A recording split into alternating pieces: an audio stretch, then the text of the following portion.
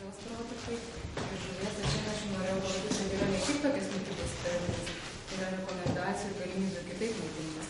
Ir kaip Vytautas jau šiandien minėjo, kad gyvuliniai produktai savyje turi cholesterolio, prisodintų riebalų, kurie skatina gaminti mūsų kepenis blogą cholesterolį. Ir daug tyrimų rodo, kad jeigu žmonės atsisako gyvulinių produktų, tai ypatingai liečia mėsą, kad iš tikrųjų sveikatos būklė pagerėja ir rizika daugelio širdies kraujagyslių ligų ypatingai ir vėžio susirgimų stipriai gali sumažėti. Ypatingai sakyčiau, kad tai liestų mėsą, kadangi Dievas savo žodį yra ir nurodęs, koks yra švarus ir nešvarus maistas. Nes jis mūsų yra sukūręs ir jis gerai žino, kas mums labiausiai tinka, ar ne mūsų organizmui, pažįsta ir gyvulius. Ir taip pat jis yra parašęs apie kraują ir taukus, kad jis sako, nebus mums maistas. Mes galime vertinti mėsą ir kraujas, ar ne?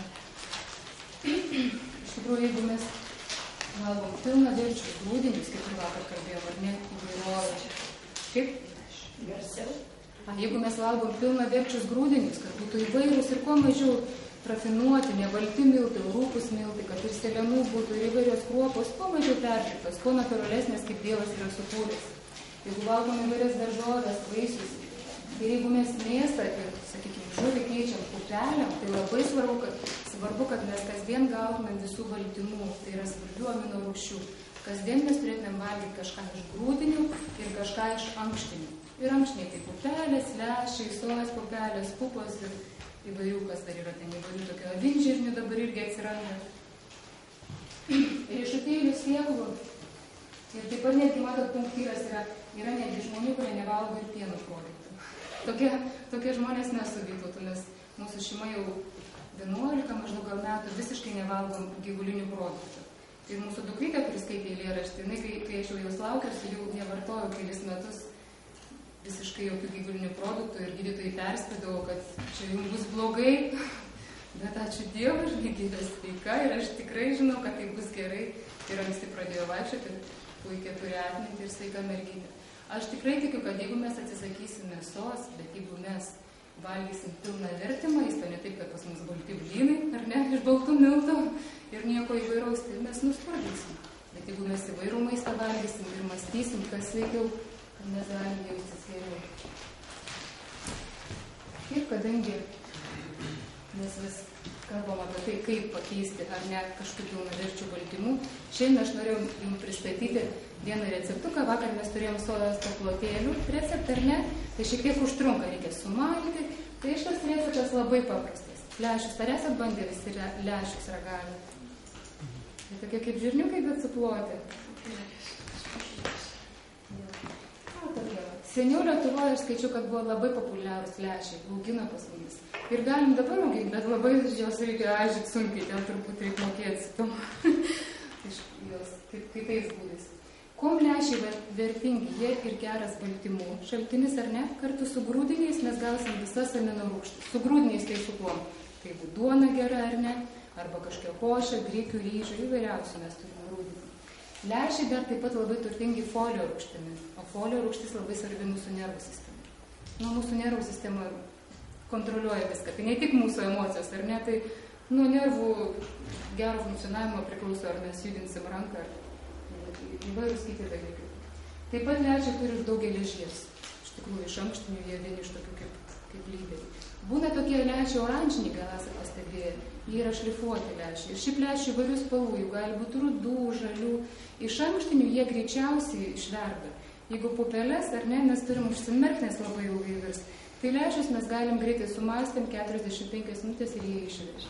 Jeigu jūs juos užsimerkti, tai jie dar greičiau išvirs, tai netgi ir patiš. Ir tas troškinukas, kuris valgys čia, aš juos viriau lęšius, biški buvo kitokie, dar įpyliau vandens ir čia salotas, tai jau patižau. Taip pat vis biški ištižo, atleiskit. Bet jeigu jūs norite juos išsivirti vyresnius, tiesiog pastebėkit, kad per ilgai jie išvirti. Lęšius perplaukė ir pilkim į verdantį vandenuką. Šiaip jeigu gaminam daržovės, tai būtinai reikėtų dėti verdantį vandenį, tada mes greičiau prasidės tas procesas ir mes mažiau neteksim C vitaminų. Ir tada paimkim morkas, svogūną, česnako, jeigu tai ruduo ir jūs turit gausiai visko, saliero, paprikos prisauginėti, jūs galite įvairinti tų daržovę, ar ne, ką jūs pridėsite.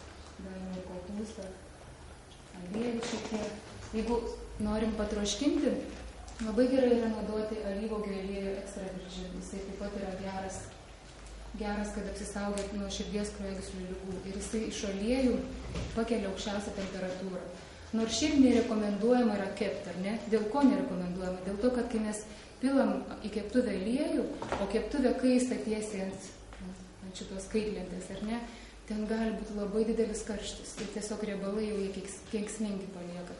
Dėl to, kai aš troškinu daržovės, aš pilu ir šiek tiek vandenuko, ir aliejaus. Tas vanduo neleidžia užkaisti tam aliejui. Kaip virimas tai gaunasi. Ir aišku, tai neiškepa, bet tai kaip troškinasi. Galime ir iš vis patroškinti vandenukę, o pačioj pabaigoje įpilti aliejaus. Tai bus dar sveikiau. Mažiau kaitinsim ir daugiau vitaminų išsaugosim. Taip pat mes galim daryti su pupelėm tokį troškinuką, ar ne? Su žirniais. Žodžiu, čia tik tai kaip pasiūlymas. Ar esat naudoję pomidorų pastą? Dabar galima parduotuvėse pirkti, jeigu atidžiai pasižiūrėtumėm, ne pomidorų padažą, o pomidorų pastą. Tai yra sutirštinti pomidorai. Jeigu tai pakabinsit ant šaukšto, jinai taip ir laikosi tokia iškilusi. Nei druskos ten nieko nėra dėta. Ir parduotuvėse jas galim gauti, žinau, Maksimo, jau tokio galima gauti. Būna kitokių išfasavimų, būna metalinėse skardinėse. Jeigu jūs turit savo namuose konservuotų pomidorų, tai dar nuostabiau, žinot, iš savo daržo pasikonservavo, tai irgi galime naudoti. Kodėl aš būtent rodau, kadangi visų šitų parduotuvinių padažų mes neperkam mūsų šeimą, nes ten actas ir įvairūs modifikuoti krakmolo dėta ir daug įvairių priedų. Iš tokios pomidorų pastos pridėję citrinos, svogūno, česnako, medaus, išsiplagalim nuostabų savo pomidorų padažą. Galbūt jis nebus toks pat kaip parduotuvinis, bet jis buvo daug sveikesnis ir aišku, man ir skanesnis. Svogūnus, morką susismulkinkim, pilkim trupučiuką aliejus, trupučiuką vandenuko ir patroškinkim. Šiaip daržovės tenkimės kuo trumpiau troškinti, ar ne? Kad šiek tiek traškumą išlaikytų.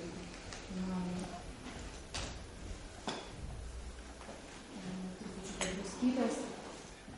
Aišku, su druska irgi labai reikėtų atsargiai. Jeigu jūs turite aukštą kraujospūdį, jos reikėtų minimaliai. Geriau dėti įvairių žolelių džiovintų ir suteiks skonį, būtent ar citrinos įdėjus, ar kažkokių tai žolelių. Dėkim išvirtus lęšius, česnako. Tai, kas mums suteiks aromatą ir skonį, ar ne, papildomą.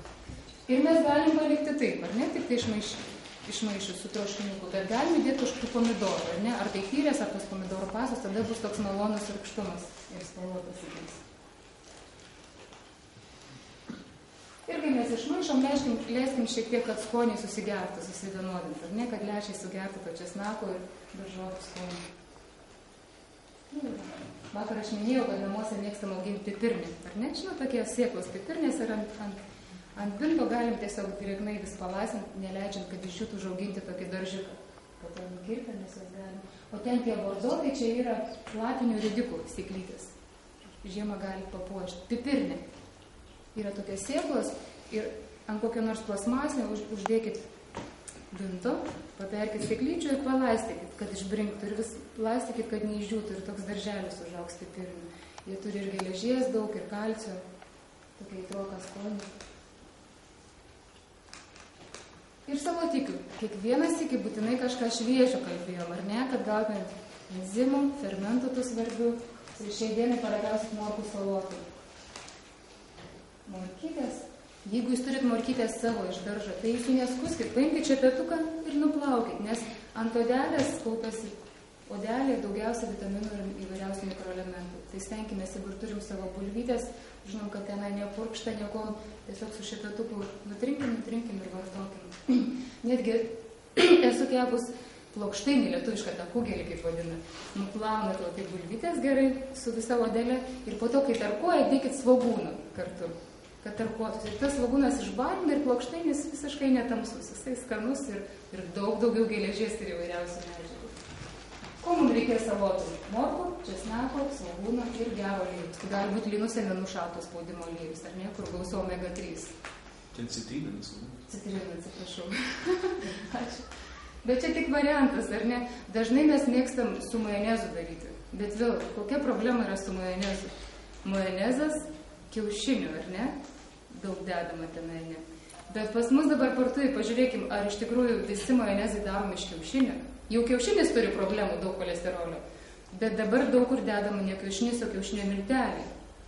O kiaušinio milteliai ir pieno milteliai, tai iš tikrųjų, jeigu galim, tai būtų įsireikšti laisvų radikalų bomba, kaip kažkas yra pasakęs. Ten labai daug laisvų radikalų. Būtent jie atsiranda tuo metu, kai jie yra gaminami. Dėl to, jeigu jūs jau perkat majonezą, tai geriau ieškokit, kad būtų su kiaušiniais, jau būtų geriau nei kad su kiaušinių milteliais. Bet galime padaryti tokias salotas ir be majonezo. Tiesiog įdėkim citrinos, kad būtų rūgštumo ir aliejus. Ir bus kažkas panašaus. Susismulkinkim.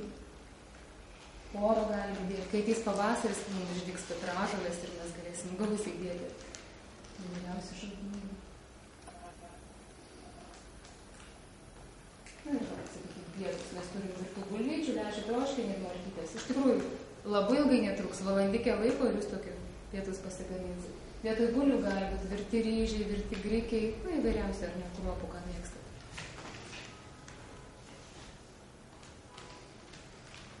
Ir dar šiek tiek desertų, nors tai nebus saldus desertas. Vakar jūs ragavot sausainius ežiukus, o šiandien bus krekeriai su sezamais. Nežinau, kaip jas pavadinti, krekeriai, galbūt raškučiai. Reikėtų miltų baltų stiklinė, po to 1,5 stiklinės rupių kreipinių miltų. Tada avižinių dribsnių. Ir šiaip geriau naudokite avižinius dribsnius smulkesnius, kadangi mums reikės kočioti ir jeigu jie bus labai stambus, bus sunku iškočioti. Jeigu jūs turite tik stambius avižinius dribsnius, tiesiog įdėkit kažkokį kombainiuką, jeigu turit smulkintuvą ir trupučiuką pajunkit ant to pulsinio režimo, kad trupučiuką susmulkinti. Ir viską berkim. Dar pusę stiklinės sojos miltų. Vakar irgi kalbėjom apie sojos pupelio vertę.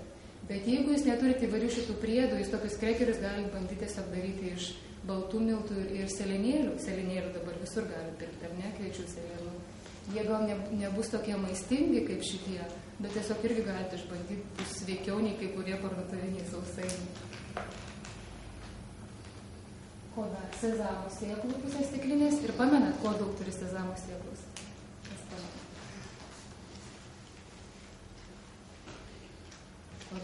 Kalcio, ačiū. Labai daug turi kalcio. Iš augalinių produktų jie yra lyderiai.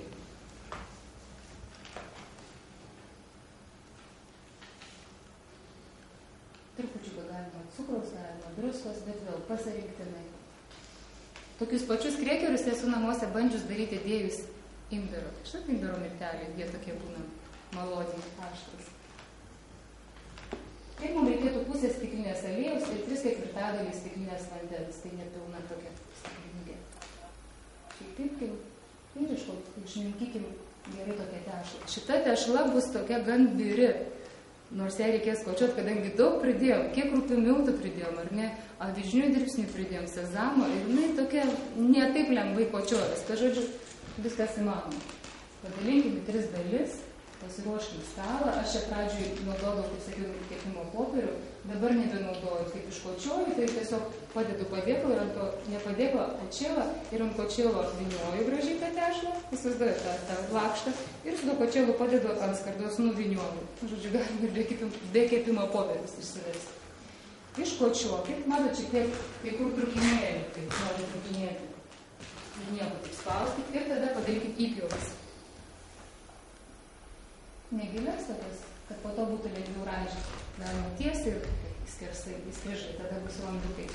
Jeigu turit formelės ir vaikučius namuose, mes labai mėgstam, būna įvairios širdelių tos formelės ir tada mes išspaudom širdelės, žvaigždutes ir kepam. Labai gražus sausainiukai būna tokias formos žaismingus. Ir orkaitėj kepkim apie 160-170 laipsnių Celsijaus temperatūrai. Ir vėl, jų ilgai nereikia kepti. Ežiukus mes vakar sakėm kepam apie pusę valandos. Bet čia yra labai plonas, ar ne iškočiuotas, tai gali ir 15 ir 20 minučių ir iškepti. Jūs stebėkit, kad jie būtų jau gražus toks atspalvis, rusas atsirastų ir gerai jau traškant būtų valandos. Jūs turėsit visą lėkštę didelį kriterijų.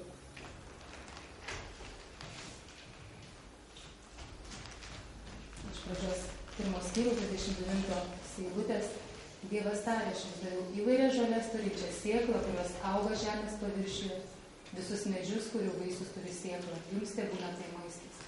Kai Dievas mūsų kūrė, jis mums sukūrė tokį maistą. Ir aišku, kai jis sugrįž ir mus pasiims pas save, jis mums bus paruošęs ten įvairiausio maisto, kokio, sako, akis neregėjusi. Bet ir šiai dienai mes iš tikrųjų Lietuvoje turim didžiulį pasirinkimą įvairių maisto produktų, ko sovietiniais tarybiniais laikais nebuvo, ar ne, nei rupių miltų, nei įvairių kruopų įvairovės. Tai mes pasinaudokim, daugiau naudokim šitų Dievo sukurtų mums nuostabių ir sėklų, ir vaisių, ir žolų. Tai va, maisto klasė mūsų baigėsi ir mes, jeigu jūs nieko prieš giesmelę tą pačią, ar ne?